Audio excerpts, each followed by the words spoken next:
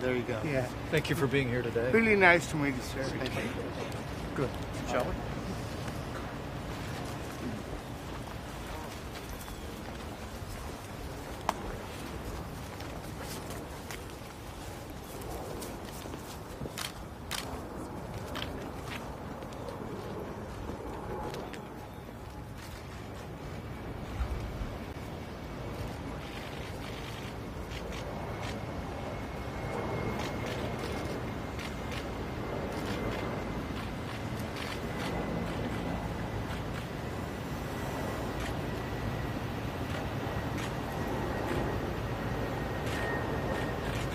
Get everybody in tighter.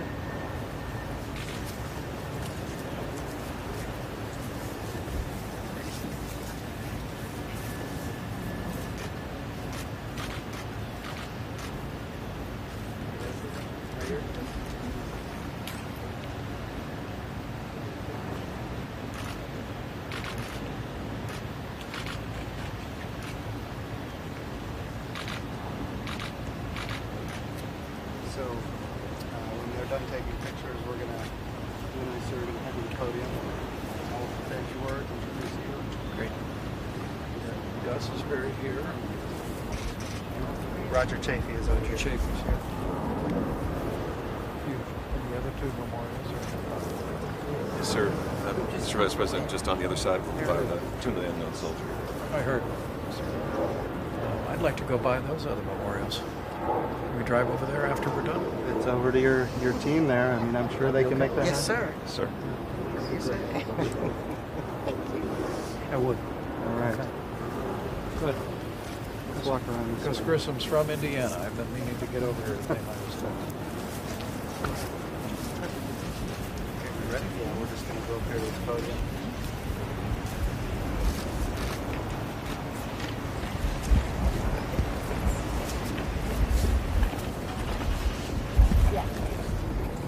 Take your hand. Need some help?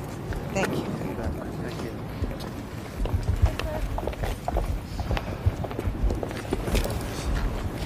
You're special. It's important.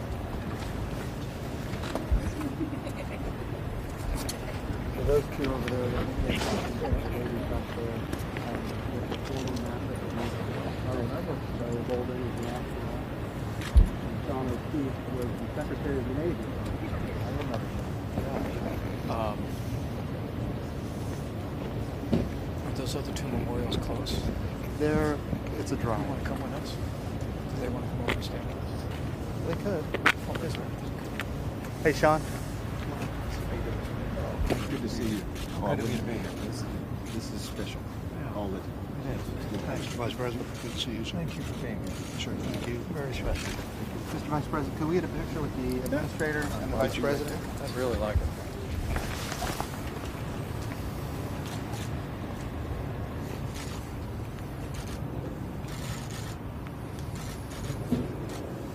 Great. Thank you very much. Great job. Thank you, sir. Thanks. Good to see you. Thanks for being here. You bet. Well, we were just over at the Challenger Memorial and the Columbia Memorial, and you heard me talk about my memories of those events. Of course, you heard about Dunn Elementary. I was in 5th grade during the Challenger incident. Very traumatic in our classroom that day. Miss Powers was crying, and of course it affected all of us very deeply when she brought in the television and showed us those events. But it impacted our lives in a significant ways for people all across this country. And then, of course, later, when I was on the aircraft carrier in the Persian Gulf in 2003, getting ready to engage in an operation that the president had called shock and awe, we had the Columbia incident.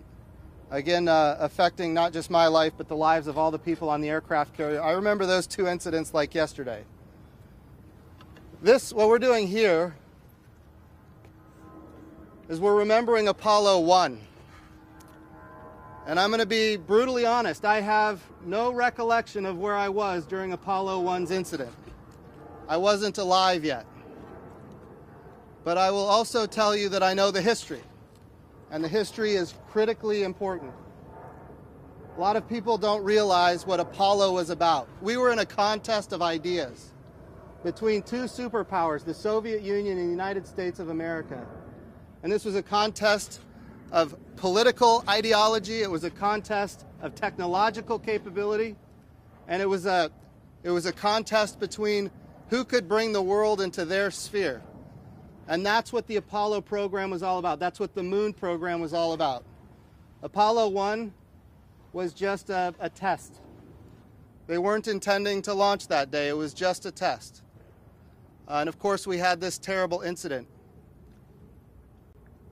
The bottom line is this: the United States of America put forth every muscle that we had, and we were able to get to the moon first. And we had the vice president at the NASA headquarters just, I guess about a month and a half ago now, not too long ago, and he was reminding us of the Apollo 8 mission, about the impact of our astronauts in orbit around the moon for the first time in human history. And when they keyed the mic on that Christmas Eve, the vice president reminded us that they read from the book of Genesis. In the beginning, God created the heavens and the earth. And that remark and that reading, Genesis 1:1 to 1:10, was heard all around the world, including regimes where it was illegal to read Scripture.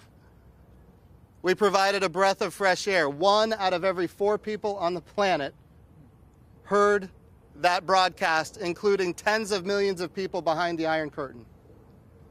This is what NASA is. This is what NASA does. This is the mission for which the Apollo 1 crew died.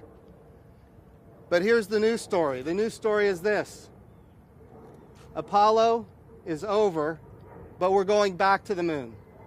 What the hell?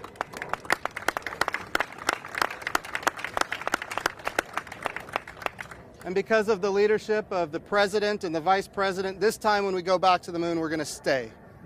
And we are all very excited about that eventuality. And sir, we are moving out as a family, as a NASA family, as fast as we can to get that done. And we are so grateful for your leadership. People here know that when President Trump became president, he recreated, I think, a critical function in the United States government, which is the National Space Council.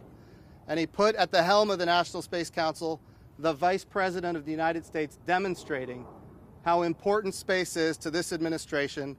And then they followed it up with an increase in our budget of $1.7 billion, which has not happened in a long time, maybe not in my adult lifetime.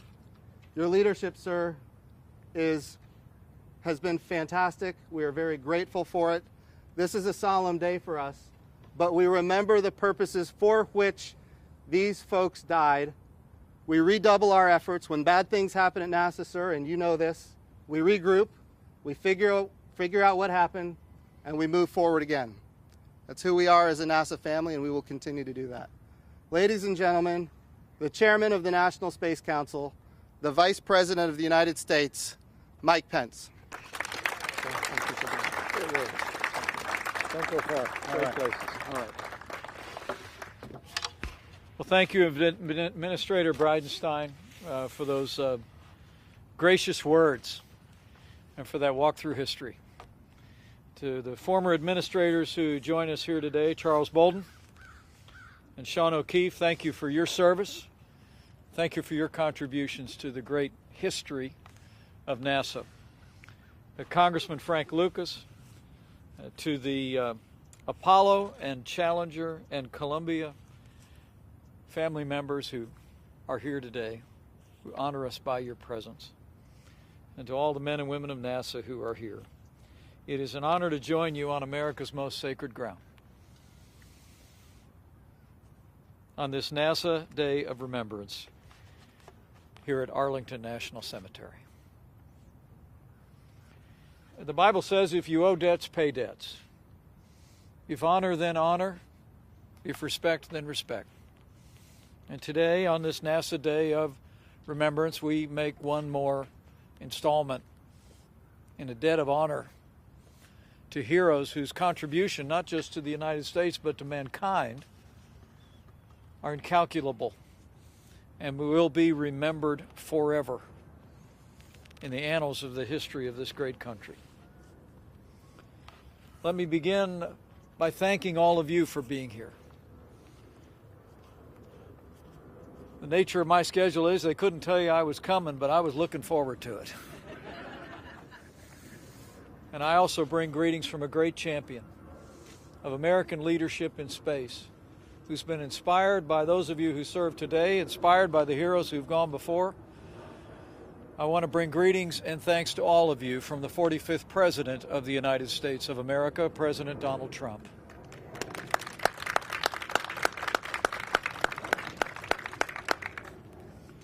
We gather here today to pay a tribute to heroic sacrifice. The men and women who lost their lives leading in America's journey to the stars. They include the crew of Apollo 1, Ed White, and the two who lie in rest just nearby, Roger Chaffee and Gus Grissom from Mitchell, Indiana.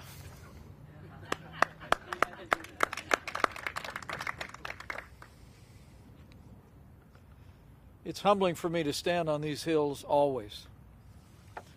But I must tell you that from my first days serving in the Congress, I meant to come by and pay my respects to Gus and these heroes.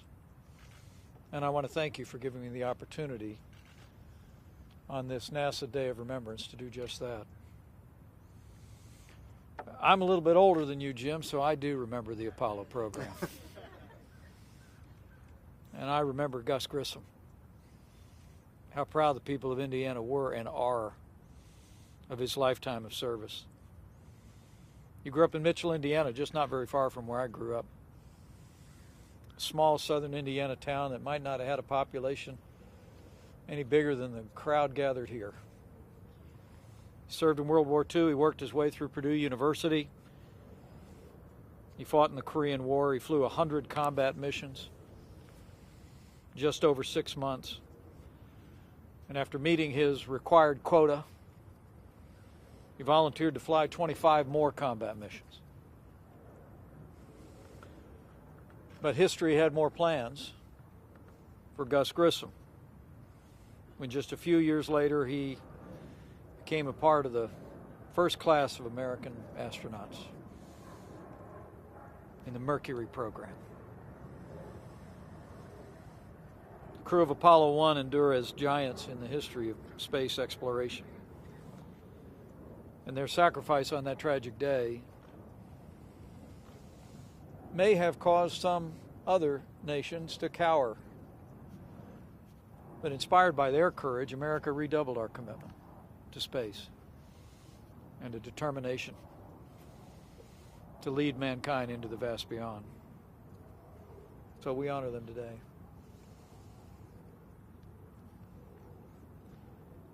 We also memorialize today the 7 star voyagers who perished aboard Space Shuttle Challenger. Dick Scobie, Michael Smith, Judith Resnick, Ellison Onizuduk, Ronald McNair, Gregory Jarvis, and of course, Christy McAuliffe. I know that their remains lie not too far from here, and I haven't told my staff yet, but I'm going by Section 46 before I leave. Breathe a prayer of thanks.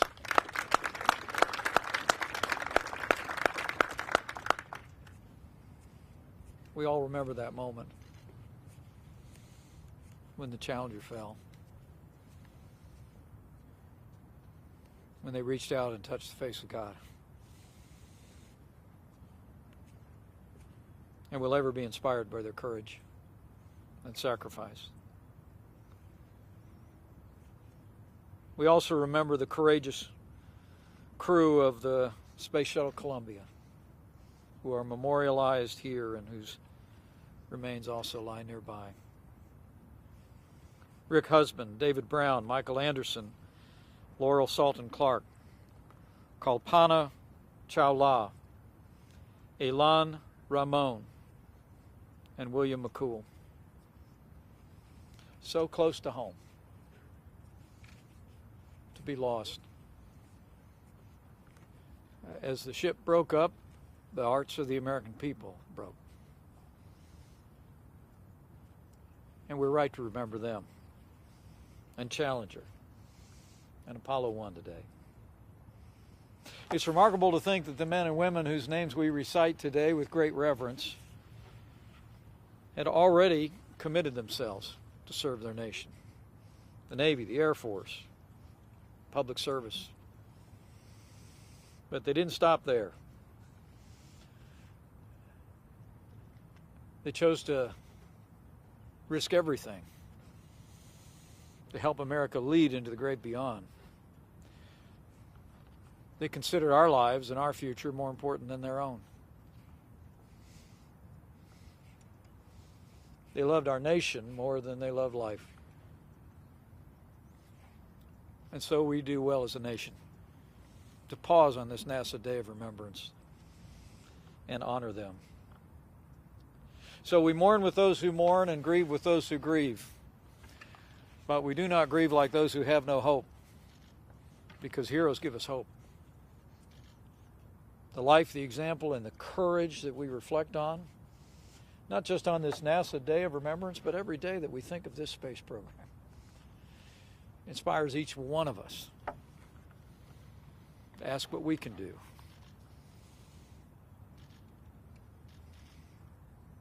to contribute to our communities, our state, and our nation. So we honor their service on this NASA Day of Remembrance by recalling it in the confident hope that as they look down from the heavens, that they know that we'll never forget what they've done for America. But I expect that they also are grateful to know that we honor their service by continuing the work for which they gave, as our 16th president said, the last full measure of devotion. And I couldn't be more proud to stand alongside a president and be a part of an administration that is absolutely committed to once again having the United States of America leading in space.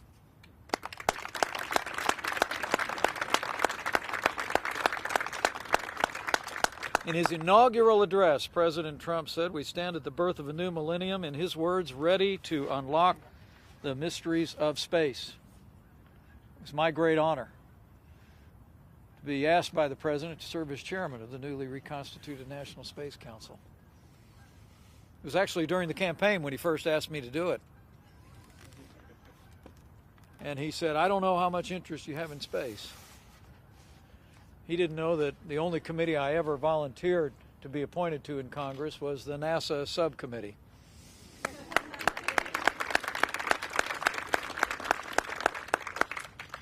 He didn't know that a little boy sitting in a basement looking at a black and white television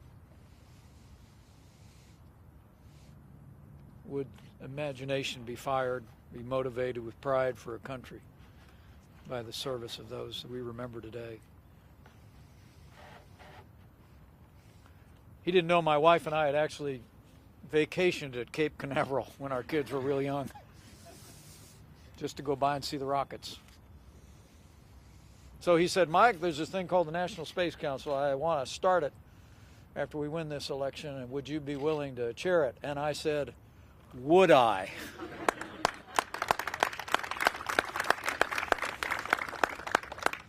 President Trump's brought a renewed energy to this space program, the likes of which we haven't seen in recent memory. And it's been exciting to watch. Renewing our commitment to human space exploration. The President has made it very clear. We are going back to the moon, and once we're back on the moon, the United States is going to Mars.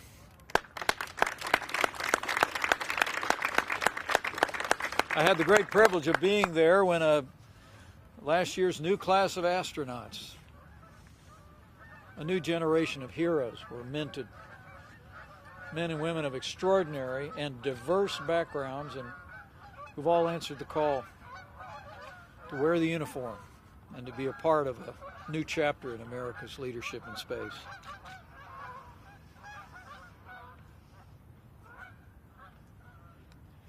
I said to them then, and I say to you now,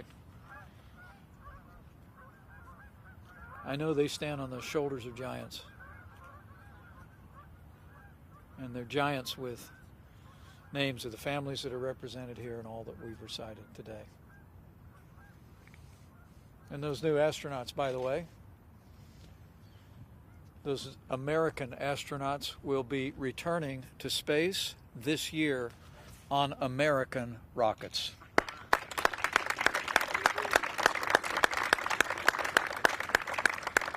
So thank you all for being here.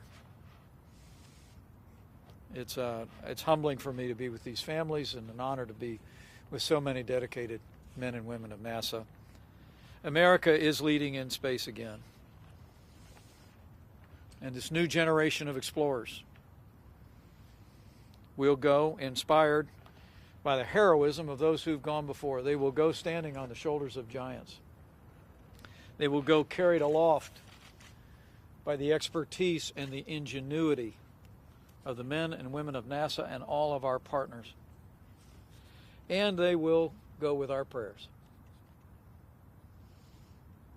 Prayers that we offer to the families who've sacrificed so much, who are represented here, and to those who may be looking on later.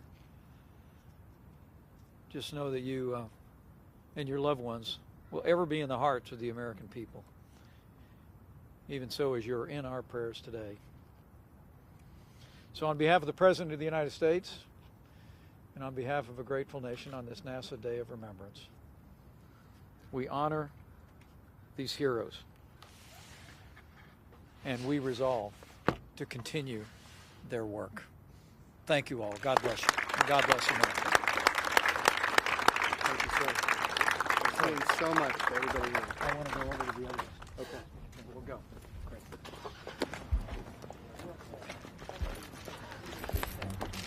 From the heart. From the heart. Thank you, sir. Thank you, sir. I'm going to go get a copy of your speech for national prayer purposes. Oh. I'll get it. I'm going to look it up. I want to see it. Great. Thank you. Thanks for being here. Thanks so much. Thanks for being here. Great. Appreciate you. Sir, can I tell you a quick story? Yeah, do. So, Benjamin Preston, Deputy Ambassador of Israel. And on behalf of Thank the you. Ramon family to be here. We lost an astronaut, You did. and we're going to stand together with you as always. Convey my respects to them, will you, please? Thank you very much, Michelle. Thank you. So June Scobie Rogers had a husband, Dick Scobie, who of course perished. Her son is now a lieutenant general in the United States Air Force behind her. He's not dressed appropriately.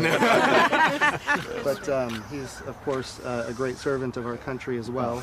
Don't fall too far from the tree in your family. No, sir. Great country to serve in. Wow. So, Thanks, John. Thank you, Mr. Vice So President. when the lieutenant general was a little guy, there was a phone call that came in from the Vice President of the United States. At the time, it was George Herbert Walker Bush, and General Scobie, who was what did you call him, Richie at the time? Richie Scobie answered the telephone, and he said, "Scobie Bar and Grill." and the Vice President said, "What?" And of course, I heard this story on the bus on the way over here. Oh, that's great. That's great. So is everybody else now. It's a miracle I was ever promoted. Later, when he was president of the United States, he gave a speech, and he told that story. Told that very story? Yeah. And Oh, Rich that's great. was a lieutenant, a second lieutenant in the Air Force, and he said, "Oh no, my commander-in-chief, I'll never He's get done. promoted." He's done. He's done. Oh, that's great. good. That's a great story. I love it. I love it. Vice President, thank you Thanks, very John. Thank you. Great to be with you. And we're going to go over. Yeah, okay. Can we do that? Good. Yes, let's do that. If only if you can join us, we'd love to be there with you. All right. Could we? Good. We got it? Okay. You have time? I know Excellent. you have Pleasure, sir. I- So great to see you. Pretty much been It's Trump. really nice. You've been trying. It's our pleasure. Thank you. Well, we're very honored. Honored you're here. Commander Goodwin, our naval attaché. Yeah. Thank you, Commander. Thank you. Thanks for being here. We're honored. We appreciate it. Great meeting you, sir. Thank you for being the light of the strong faith. Oh, you're very kind. Thank you. Very kind. Thank you for your support and your leadership, sir. Oh, it's a privilege. It is. Thank you, sir. Pleasure to meet you. Thank you. Good to meet you. Yes, good to meet you too. Good to meet you too. Thanks for coming out Thank today. you for being here. It's Means an a honor. lot. It's an honor. How you Hey, doing? good. Good job today. Thank you. Thank you. This is our. We're ready. March 2nd. Of course. The uncrewed test flights. We're These are I- one of our barn. Oh, I know all about him. And you heard the president. He's We have the Indiana State of the River- Union. You heard Purdue, it, right? Purdue, yes. Yes, it was good. Yeah, it's great. Great, good. American We're ready. astronauts on American rockets. We're ready. Okay, All right, thank you. moving out. All right, sir. Great job. Thank you. Thanks again. Thanks for your leadership, sir. Thank you. Thanks for all your great work. Thank you, sir. Hey, thanks. Keep up the good work. Thank you, sir. Okay? Thank you, sir. Thank you so much. Thanks for coming. Thank you for coming.